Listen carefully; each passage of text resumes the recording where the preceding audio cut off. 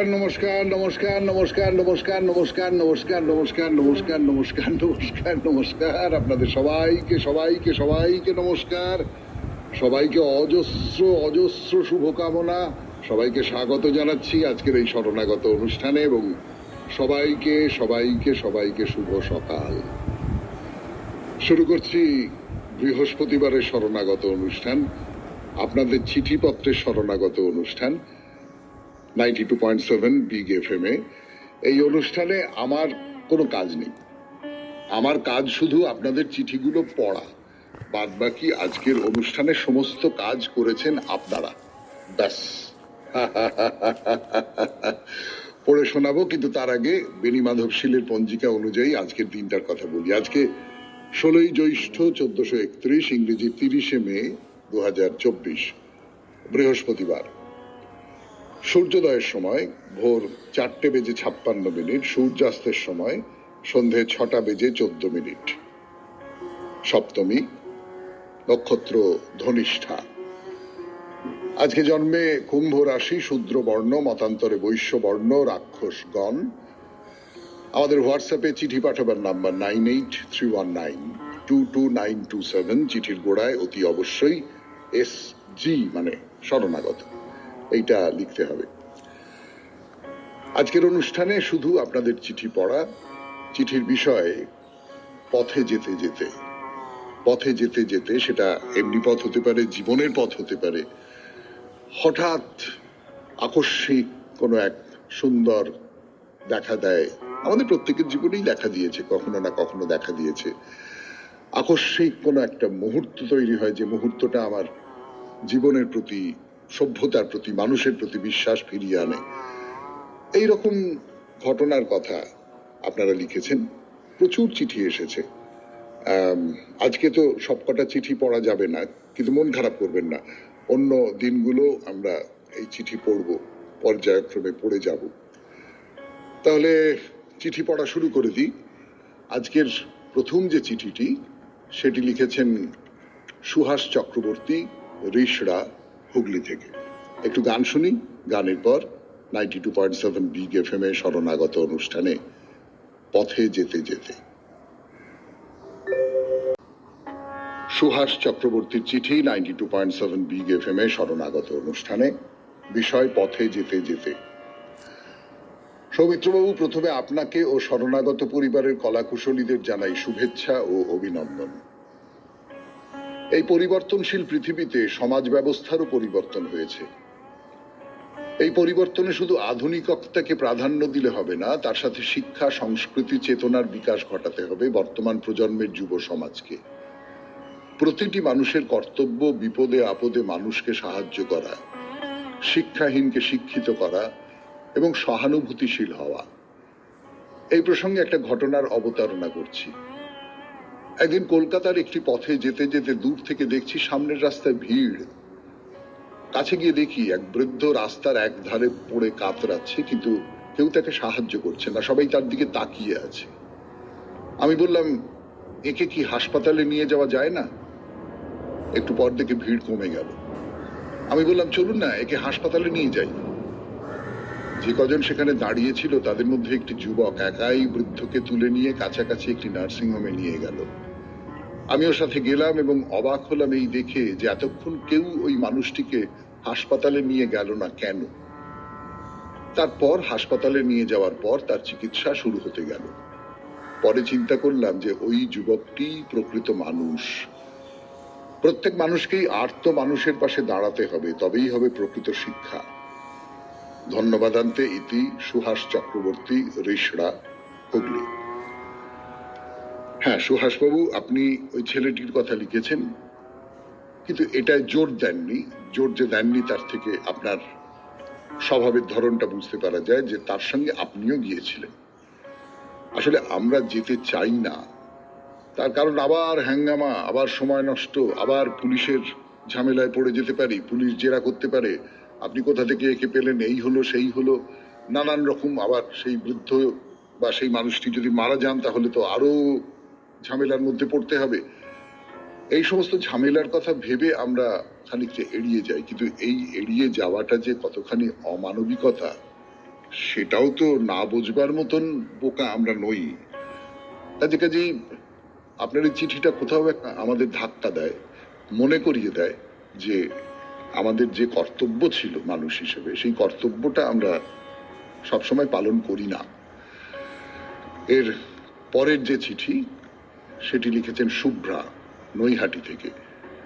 সেই চিঠি পড়বো, কিন্তু তার আগে একটু গান শুনে নেব 92.7 বিগ এফএম এ বৃহস্পতিবারের শরণাগত অনুষ্ঠানে।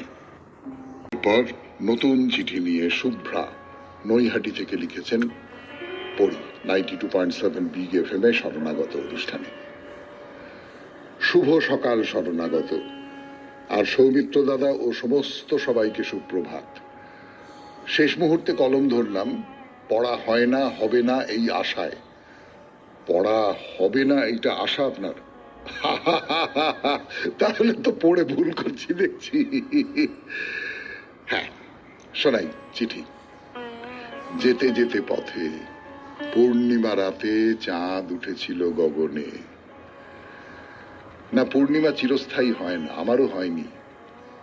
এই জীবনের পথ বন্ধুরও বটে, তবু কোথাও যেন শিখেছিলাম হাল ছেড়ো না, তাই কণ্ঠ জোরে করে এগিয়ে চলেছি। পথে যেতে যেতে কম ভালো মন্দ অভিজ্ঞতা তো হলো এই এক জীবনে। সব আনন্দটুকু শুষে নিয়ে দুঃখটা আখের ছিবড়ে করে এগিয়ে চলার শক্তি দিও ঠাকুর, এই প্রার্থনা। তবে সবচেয়ে বড় প্রাপ্তি এই জীবনপুরের পথিকের, তা হলো এই শরণাগত। সকালটা আমার ভরিয়ে রাখে, জড়িয়ে রাখে ভালোবাসায়। পরিশেষে বলি, যা পেয়েছি, যা দিয়েছ, তাই যেন দুগুণ করে তোমাদের দিতে পারি। শুভ্রা, নৈহাটি। খুব ভালো চিঠি, এবং কি বলবো, কোথাও একটা ভেতরে, সকালবেলা ভেতরে একটা কিরম অনুরণন জাগিয়ে তোলে আপনার এই চিঠি। পথে যেতে যেতে নানান হতাশার মধ্যে এই শরণাগত কোথাও আপনাকে একটা আশ্বাস দেয়, একটা আশা দেয়, একটা জোর দেয়। এটা যে আমাকে কতটা আশ্বাস দিল, কতটা আশা দিল, কতটা জোর দিল, সে আমি কেমন করে আপনাকে বোঝাবো। যাই হোক, এর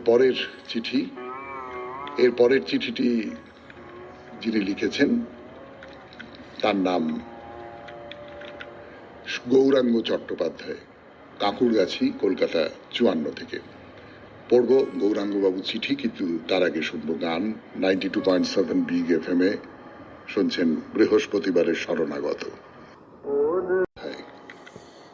কাঁকুড়গাছি, কলকাতা থেকে লিখেছেন, পড়ে শোনাই সেই চিঠি 92.7 বিগ এফএম এ শরণাগত অনুষ্ঠানে। পথ চলতে চলতে, হ্যাঁ, 92.7 বিগ এফএম এর শরণাগত জীবনের সহজ পাঠের পাঠশালায় আবারও একটি রসনাময় অভিব্যক্তির উপস্থাপনা। শুরু করি নাট্যাচার্য গিরিশচন্দ্র ঘোষের একটি চিরসত্য উক্তি দিয়ে, যেখানে দেখিবে ছাই, উড়াইয়া দেখো তাই, পাইলেও পাইতে পারো অমূল্য রতন। বেশ বলেছিস, বেশ বলেছিস। কোন নুড়িতে নারায়ণ আছে তা কি কেউ বলতে পারে, তা কি কেউ বলতে পারে? প্রত্যুত্তরে ঠাকুর রামকৃষ্ণ পরমহংসদেবের করা উক্তি।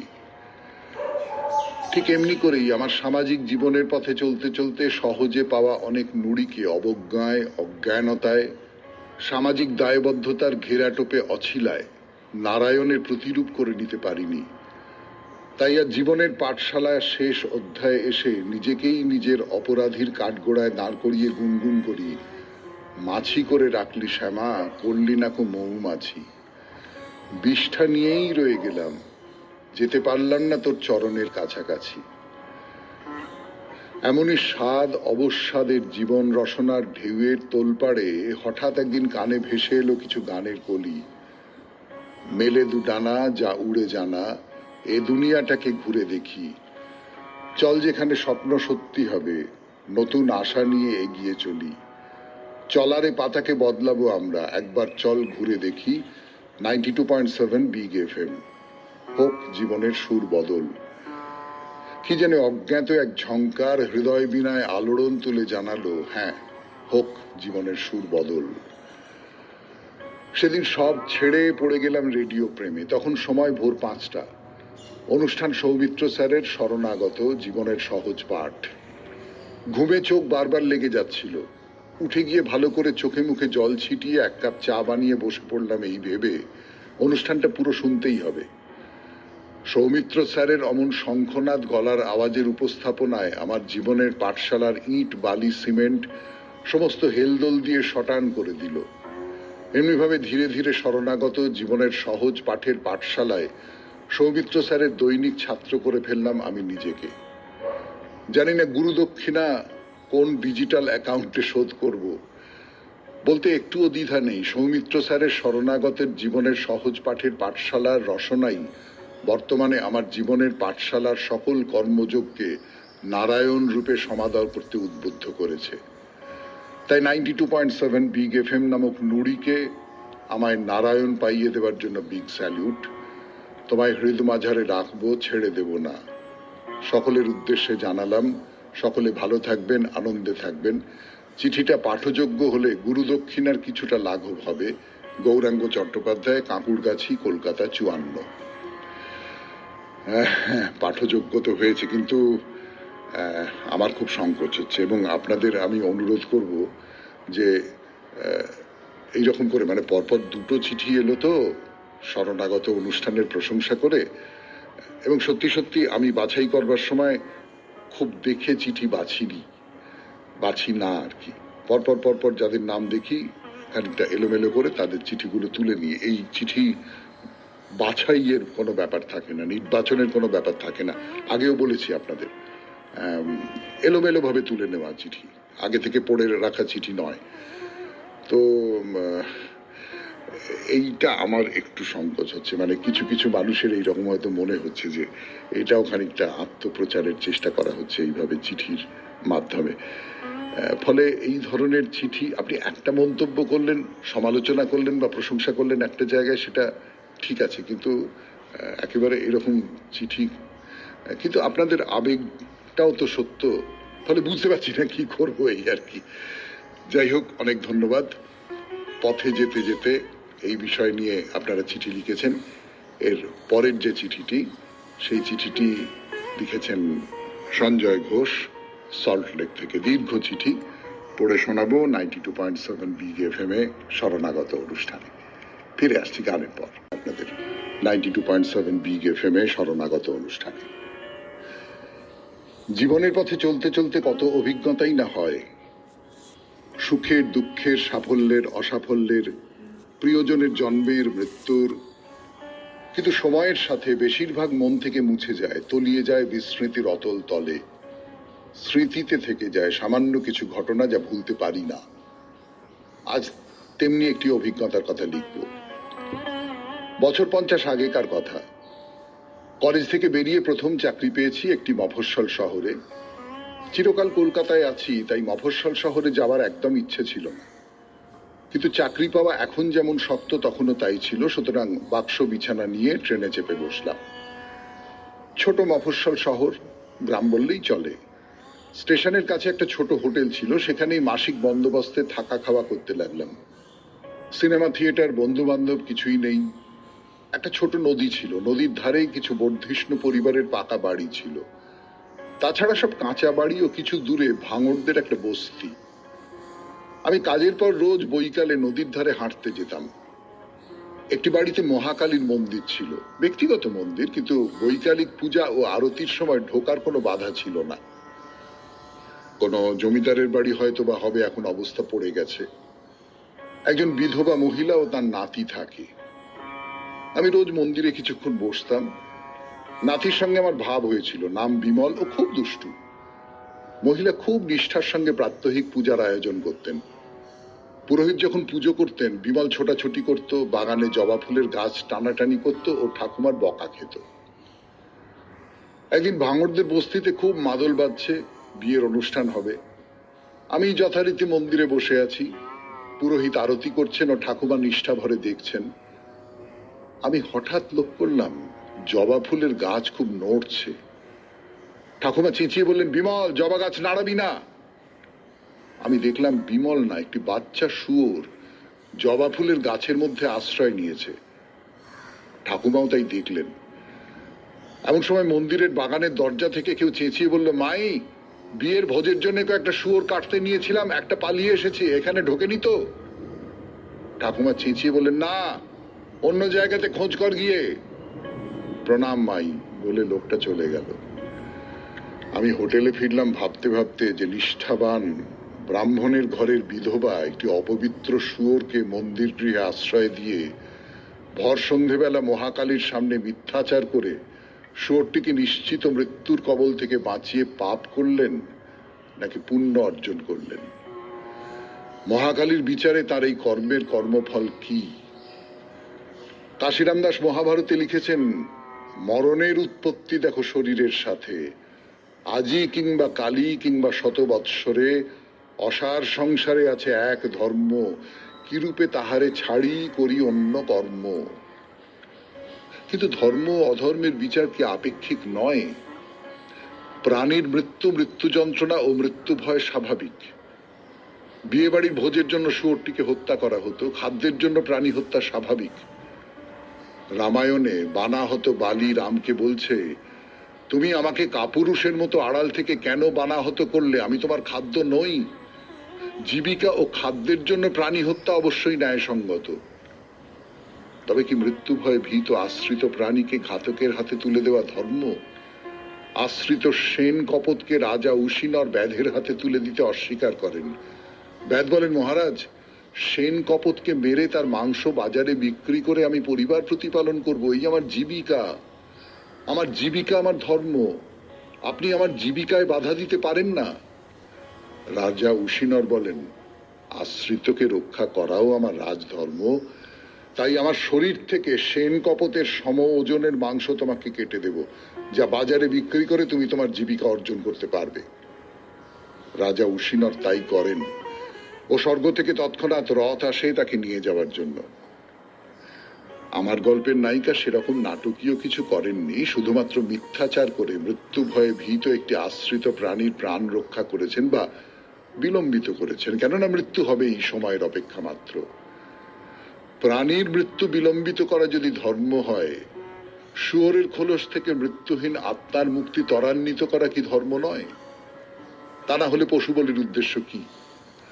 মিথ্যাচার অবশ্যই পাপ, কিন্তু ক্ষণিকের মাতৃমমতায় একজন মায়ের মিথ্যাচার, একটি শিশু শুয়োর যে মন্দিরে আশ্রয় নিয়েছে প্রাণ ভয় তাকে নিশ্চিত মৃত্যুর থেকে রক্ষার জন্য, তাও কি পাপ? এই বিতর্কের কোনরূপ সমাধান আমি পাইনি ও তাই ঘটনাটি আজও ভুলতে পারিনি। সঞ্জয় ঘোষ, সল্টলেক। সঞ্জয় বাবু, খুব ভালো চিঠি। আপনি খুব ভালো চিঠি তো লেখেনই, খুব তর্ক উস্কে দেওয়ার মতন, খুব ভাবনা উস্কে দেওয়ার মতন চিঠি লেখেন। এই চিঠিটিও তাই। এই যে ঘটনাটার কথা আপনি বলেছেন, এই ঘটনার সূত্র ধরে যে ভাবনাগুলো আপনার মনের মধ্যে এসেছে সেগুলো খুব জরুরি ভাবনা। পাপ পুণ্য নিয়ে, ন্যায় অন্যায় নিয়ে খুবই জরুরি সব ভাবনার কথা বলেছেন আপনি। আমি শুধু একটা কথা বলতে চাই যে বিপন্নকে রক্ষা করা, বিশেষ করে যার প্রাণ যাবে সেই রকম তাকে রক্ষা করা, এটা কিন্তু আমাদের প্রবৃত্তির মধ্যে পড়ে। এটা আপনি লক্ষ্য করে দেখবেন। মানে অত ন্যায় অন্যায় বিচার না করে একেবারে প্রথমেই প্রবৃত্তি আমাকে বলে দেয় যে না না, ওকে যে করে হোক বাঁচাতে হবে, ওকে রক্ষা করতে হবে। এটা সাধারণভাবে, কিন্তু অসাধারণ তো অনেক ব্যাপার আছে। এই মুহূর্তে পৃথিবীতে যে যুদ্ধ চলছে, যে নারকীয় হত্যালীলা চলছে, একবারে বাচ্চাদের ধরে ধরে মারা হচ্ছে, কোনো নিয়ম কানুন মানা হচ্ছে না, সেগুলোর কথা আমি বলছি না, কিন্তু সাধারণভাবে এটা প্রায় প্রবৃত্তির জায়গা থেকে। যাই হোক, আপনার এই ঘটনাটার কথা ভারী সুন্দর। পথে যেতে যেতে সকালবেলা সত্যি সত্যি মন খুব ভালো হয়ে যায়। এর পরের যে চিঠি, সেই চিঠিটি লিখেছেন রিনা, দক্ষিণেশ্বর থেকে, ফিরে আসছে গানের পর।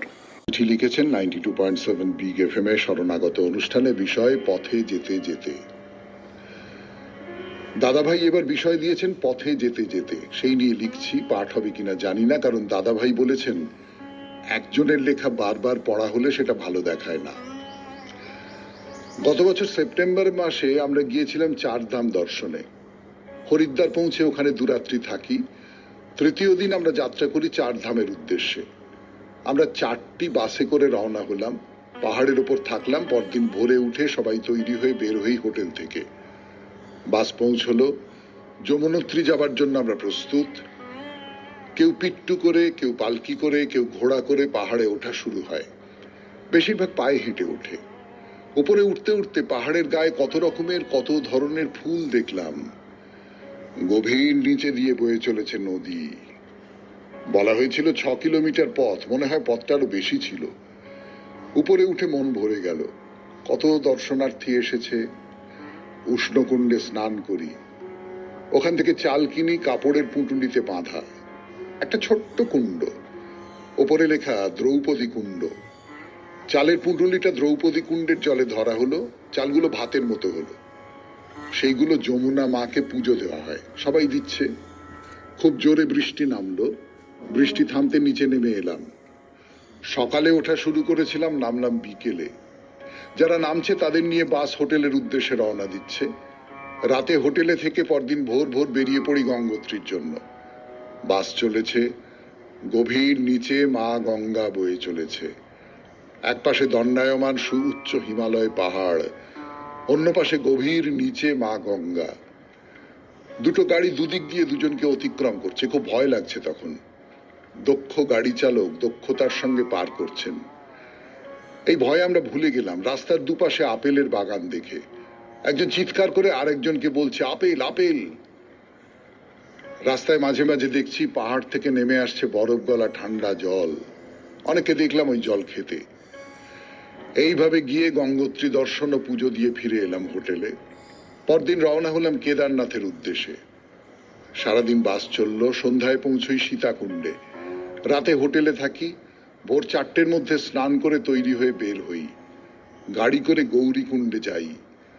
ওখান থেকে কেদারনাথের জন্য রওনা হই। দুর্গম পথ, মাঝে মাঝে পাহাড়ি ঝর্ণা, পাহাড়ের গায়ে নাম না জানা ফুল দেখতে দেখতে চললাম। মন ভরে যাচ্ছে অজানা আনন্দে। কোনোদিন ভাবিনি এই অপরূপ সৌন্দর্য উপভোগ করতে পারবো। পাহাড়ের উপর সাদা বরফ জমে আছে। কেদারনাথে পৌঁছে অন্যরকম আনন্দ হলো। তার ইচ্ছায় আসতে পেরেছি। লাইনে দাঁড়িয়ে পুজো দিলাম। বাবা কেদারনাথকে দুহাতে জড়িয়ে ধরে বললাম, জয় বাবা কেদারনাথ। আমরা নেমে এলাম। পথে তুমুল বৃষ্টি। হোটেলে পৌঁছতে রাত হয়ে গেল। অনেকে কেদারনাথে থেকে গিয়েছিল। পরদিন নামলো।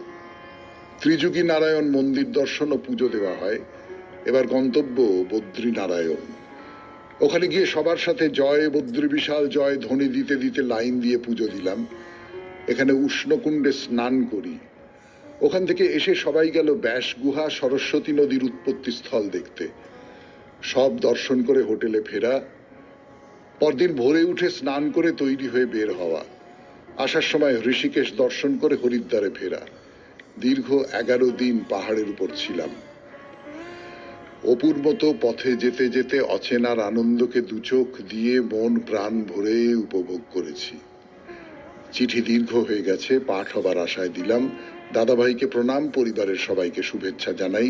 রিনা, দক্ষিণেশ্বর।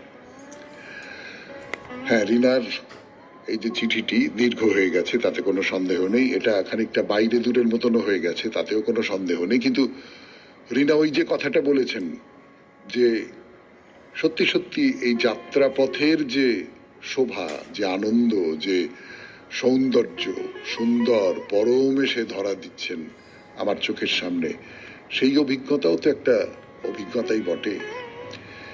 92.7 বিগ FM এ শরণাগত অনুষ্ঠানে এর পরের চিঠি লিখেছেন রুবি বন্দ্যোপাধ্যায়, গড়িয়া গার্ডেন্স থেকে। পড়ে শোনাবো সেই চিঠি, তার আগে গান। রুবি বন্দ্যোপাধ্যায় গড়িয়া গার্ডেন্স থেকে চিঠি লিখেছেন, পড়ে শোনাচ্ছি সেই চিঠি। 92.7 বিগ FM এ বৃহস্পতিবারের শরণাগত অনুষ্ঠানে। ঘর থেকে 2 পা ফেলে মনে মনে ভ্রমি একা, জীবন পথের নানান বাঁকে পাই যদি তার দেখা। ঘর থেকে যখন পথে বেরিয়ে পড়া হয় তখনই যেন নিজের সঙ্গে মুখোমুখি হওয়া। যদিও তা একান্তে নয়, 10 জনের মধ্যে, কিন্তু এই দেখার মধ্যে একটা তফাৎ থেকে যায়। সেখানে নিজের দীনতাকে, ক্ষুদ্রতাকে আমরা খুঁজে বের করতে পারি। আমার সংসারের চারপাশে যাদের মুখের দিকে কখনো ভালো করে তাকিয়ে দেখার অবকাশ ঘটে না, একটু স্পষ্ট করলে বলা যায় যাদের চেনা কখনো দরকার হয়নি। ধরেই নিয়েছি দিন যাপনের প্রাত্যহিকতার গ্লানিতে আবর্তিত হচ্ছে আমার চারিপাশ, যেখানে রয়েছে শুধুই রূঢ়তার কাঠিন্য, হিংসার নগ্ন প্রকাশ, মনুষ্যত্বের অবক্ষয়। সেখানে হঠাৎ মনুষ্যত্বের এক আশ্চর্য আলোময় প্রকাশ, এমনকি মহত্বের আবিষ্কারে নিজের দীনতায় কেবল বুকের কাছে দুহাত জড়ো করে হাত উঠেছে করজোড়ে। অনির্বচনীয় সুধায় ভরে যায় বুক, পূর্ণ হয়ে ওঠে বিশ্বাসের পাত্র। যদি সংসার হয় মন্দির, তবে সেখানে অবস্থিত মানুষরাই আমার বিগ্রহ। নিরন্তর যারা আমার পায়ে পায়ে ফেরে, কাজে কর্মে থাকে, তারাও অচেনা এক ঝাপটায় কোনো এক অরূপে এসে পৌঁছয়। চিনি চিনি করেও তাকে চেনা যায় না। অচেনা ঝাপসায় সে মিটিমিটি হেসে যায় নানা বেশে। পথে পথে পাথরই শুধু নয়, কত শত মণিমুক্ত ছড়িয়ে আছে জীবন ঝোলায় কুড়িয়ে নেওয়ার অপেক্ষায়। হাসপাতালে বিষণ্ণ মলিন মুখে বসেছিলেন মণিদীপা। বাবার অপারেশনের জন্য রক্তের প্রয়োজন, বিরল গ্রুপ। ব্লাড ব্যাংক থেকে নেওয়া চলবে না বলে জানিয়েছেন ডাক্তারবাবু। তার রক্তের গ্রুপ তো আলাদা। এত রাতে কাকেই বা পাওয়া যাবে যে বা যিনি রক্ত দিয়ে তার দুশ্চিন্তা লাঘব করবে? চিন্তায় ভাবনায় অস্থির মুহূর্তে হঠাৎ দিদি বলে ডাক। ঘুরে তাকালো মণিদীপা। পাড়ায় বখাটে গুন্ডা বলে পরিচিত ছেলেটি দাঁড়িয়ে আছে তার সামনে। কৌতূহলী প্রশ্ন, কি হয়েছে দিদি? দিদি? অবাকই হলেন মণিদীপা। এই সেদিনও পাড়ায় হুজ্জুতি করার জন্য বাবা ও সে প্রতিবাদ করতে গিয়ে গন্ডগোল হয়েছিল। অমার্জিত উদ্ধত ছেলেটি এখন তাকে একা পেয়ে অজানা বিপদের আশঙ্কায় মনে মনে শিউরে উঠলেন। আবারও একই প্রশ্ন। উত্তর দিলেন, জানালেন সমস্যা। সব শুনে কিছু না বলে আসছি বলে চলে গেল ছেলেটি। সামান্য সময় পরে ওরই বয়সী 4 জন ছেলেকে নিয়ে হাজির হয়ে বলল, দিদি, এই তোমার ভাইয়েরা এসে গেছি মেসমশাইকে রক্ত দিতে, তোমার কোনো চিন্তা নেই। চন্দনের ফোঁটা নেই, নেই প্রদীপের অনির্বাণ আলো, তবুও তৈরি হলো ভ্রাতৃত্বের বন্ধন। সত্যি এরপর মণিদীপাকে আর কোনো দিক দেখতে হয়নি। অপারেশন থেকে শুরু করে বাড়িতে নিয়ে আসা পর্যন্ত সবকিছু সামলেছে ওই বখাটে ছেলে ও তার সঙ্গীরা। মানুষের ভেতরে থাকা সৌন্দর্যই হৃদয়ে ফুল ফোটায়, মনে আশা জাগায়। মণিদীপা দেখছে কর্কশতার আড়ালে স্নিগ্ধতা, রাগ ক্রোধের ভেতরে অন্তঃসলীলা ভালোবাসা। আছে, এখনো রয়েছে, হারায়নি সব বিশ্বাস, মূল্যবোধ। নিজের মধ্যেই প্রশ্ন ওঠে, আমি কি পারবো সহজভাবে মিশতে ওদের সঙ্গে? আর সেখানেই বোধহয় আমাদের পরাজয় ঘটে অলক্ষ্যে। আজ তাদের নির্মম রুক্ষ অবয়বে ফুটে উঠেছে ভালোবাসার একগুচ্ছ গোলাপ। কালো পিচ্ছিল পথে আজ শুধু শ্বেত শুভ্র বকুল ফুল বিছানো। পূর্ণিমা না হয়েও আকাশ আলোকময়। হৃদয়ে বাজছে ভালোবাসার সেতারের সপ্ত সুরের কোমল মূর্ছনা। শরণাগত অনুষ্ঠানের কথাকারকে সশ্রদ্ধ প্রণাম এবং বিগ এফএম এর সকল ভাই বোনকে অনেক শুভকামনা জানালাম। নমস্কারান্তে, রুবি বন্দ্যোপাধ্যায়, গড়িয়া গার্ডেন্স। খুব সুন্দর একটি ঘটনার কথা লিখেছেন আপনি রুবি বন্দ্যোপাধ্যায়, আপনাকে অনেক অনেক ধন্যবাদ। এর পরের চিঠি শিপ্রা দে, দমদম থেকে। ফিরে আসছি গানের পর। 92.7 বিগ এফএম এ বৃহস্পতিবারের শরণাগত অনুষ্ঠানে বিষয় পথে যেতে যেতে। পড়ে শোনাই আপনাদের। জীবনের পথে চলতে চলতে অনেকটা পথ অতিক্রম করে এসেছি। চলার পথে অনেক ভালো মন্দ অভিজ্ঞতা অর্জন করেছি। কেউ প্রশংসা করেছেন, আবার কেউ সমালোচনাও করেছেন। সুখ দুঃখ হাসি কান্না সব কিছু সঞ্চিত হয়ে আছে মনের কোণে। আর যার বিষয়ে দু কথা লিখতে বসেছি তার সাথে আমাদের রক্তের কোনো সম্পর্ক নেই, কিন্তু সে আমাদের বড় আপন। আমাদের সাথে তার আলাপ হয় 2009। সদ্য বিবাহিত এক তরুণ তরুণী আমাদের দাদা ও বৌদি বলে সম্বোধন করে। প্রথম আলাপের পর ধীরে ধীরে বেশ অন্তরঙ্গ হওয়ার পর আমাদের বাড়ি আসা যাওয়া শুরু হয়। দেখতে দেখতে দুর্গাপুজো প্রায় 2 মাস আগে হঠাৎ একদিন এসে বলে, বৌদি, এবার আমরা একটা প্রোগ্রাম করব। তখনই বই নিয়ে ঘাঁটাঘাঁটি করে ঠিক হলো রবীন্দ্রনাথ ঠাকুরের হরি খেলা। সঙ্গে সঙ্গে কি কি গান হবে ঠিক হলো। গান ওরা রেকর্ডিং করে আমাকে দেবে আর আমি নাচের দিকটা দেখব। শুরু হলো জোরদার প্রস্তুতি। যথাসময় মঞ্চস্থ হলো হরি খেলা। প্রত্যেকে খুব প্রশংসা করলেন, সেটা বলাই বাহুল্য। এখানে আমি যে কিছু পারি সেই আত্মবিশ্বাসটা কিন্তু আমাকে দিয়েছে ওই তরুণ মানুষটি। আমি যে লিখতে পারি সেটাও আমাকে উৎসাহ দিয়েছেন। এখনো প্রোগ্রাম হলে আমি স্ক্রিপ্ট নিজে লিখি। আমি অনেকদিন প্রবাসে থাকার জন্য বাংলা ভাষার দখল হারিয়ে যায়, কিন্তু যখন লিখতে শুরু করি ধীরে ধীরে দেখি লিখতে পারছি। আর যতটুকু পারি তার অনেকটাই সেই তরুণের উৎসাহতে। তার আসল পরিচয়টা দিতে পারলাম না, তার জন্য ক্ষমা প্রার্থনা করছি। অবশেষে কবির কথায় বলি, পথে চলে যেতে যেতে কোথায় কোনখানে তোমার পরশ লাগে কখন কে জানে। সত্যি তাই, জীবনের চলার পথে কখন যে মোড় ঘুরে যায় কেউ জানে না। সবাই ভালো থাকবেন। নমস্কার জানিয়ে চিঠি শেষ করছি। শিপ্রা দে, দমদম। হ্যাঁ, ঠিক, নিজেকে চেনা তার চেয়ে বড় আনন্দ আর কিছু হতে পারে না। শিপ্রা দেবী, এই যে আপনি প্রবাসে থাকেন, আপনার ভেতরে একটা আড়ষ্টতা ছিল যে আপনি লিখতে পারবেন কিনা, ঠিক মতো করতে পারবেন কিনা, বাংলা ভাষার উপর দখল চলে গেছে। কিন্তু এই যে একজন আপনাকে দিয়ে লেখালেন, আপনি পারলেন, ব্যাস আগুন খুলে গেল। হৃদয় আজি মোর কেমনে গেল খুলি, জগৎ আশিসে তা করিছে কোলাকুলি, তাই না? পরের চিঠি মধুরিমা রায়, পর্ণশ্রীপল্লী, বেহালা, কলকাতা 60 থেকে। গানের পর 92.7 বিগ এফএম এ শুনছেন শরণাগত, বৃহস্পতিবারের শরণাগত, জীবনের সহজ পাঠ। মধুরিমা রায়ের চিঠি পড়তে বসেছি 92.7 বিগ এফএম এ বৃহস্পতিবারের শরণাগত অনুষ্ঠানে। দেখা যাক পথে যেতে যেতে মধুরিমা কি দেখেছেন, কোন সৌন্দর্যে উদ্ভাসিত হয়েছেন তিনি। চিঠির শুরুতে আপনি আমার সশ্রদ্ধ প্রণাম নেবেন। বিগ এফএম এর সকল কলাকুশলী ও শরণাগত পরিবারের সকল শ্রোতাবৃন্দকে জানাই আন্তরিক প্রীতি ও শুভেচ্ছা। আজকের চিঠির বিষয়বস্তু নিয়ে লিখতে গিয়ে যে অভিজ্ঞতার কথা মনে হচ্ছে, আপাত দৃষ্টিতে তা খুব সাধারণ। বছর দুয়েক আগে একদিন সকালবেলা একটি কাজে আমিও আমার স্বামী মন্তেশ্বর গিয়েছিলাম। মন্তেশ্বর থেকে বর্ধমান যাবার সময় গুগল ম্যাপ অনুযায়ী একটি গ্রামের রাস্তা ধরে যাচ্ছিলাম। দুপাশে ধান ক্ষেত, ফাঁকা রাস্তা, জনবসতি নেই বললেই চলে।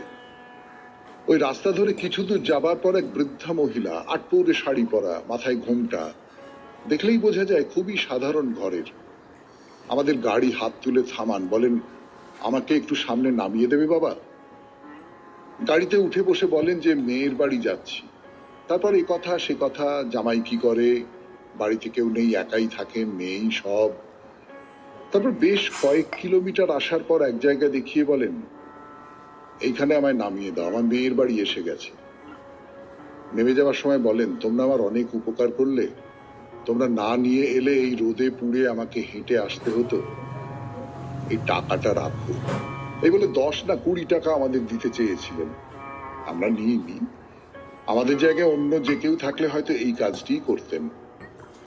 সুযোগ সন্ধানী এই দুনিয়াতে এক সরল গ্রাম্য বৃদ্ধার নির্মল সততা সত্যি এক ঝলক ঠান্ডা বাতাস বয়ে এনেছিল। ইতি মধুরিমা রায়, পর্ণশ্রীপল্লী, বেহালা, কলকাতা 60। হ্যাঁ, খুব সুন্দর চিঠি। আসলে মানুষ কৃতজ্ঞতা কেমন করে জানাবে? মানুষের মনে হয় যে শুধু মুখে কৃতজ্ঞতা জানালে সেটা যথেষ্ট হলো না, কিছু একটা দিই, কিছু একটা দিতে চাই। এটা আমাদের অনেকেরই মনে হয়। এই যে আমরা উপহার দিই, যাকে উপহার দিই সে জানে আমি তাকে খুব ভালোবাসি, আমিও জানি আমি তাকে খুব ভালোবাসি, কিন্তু মনে হয় কিছু একটা পার্থিব কোনো কিছু একটা দিই। হ্যাঁ, ভারী মিষ্টি গল্পটা বা ঘটনাটা। আপনাকে অনেক ধন্যবাদ মধুরিমা দেবী।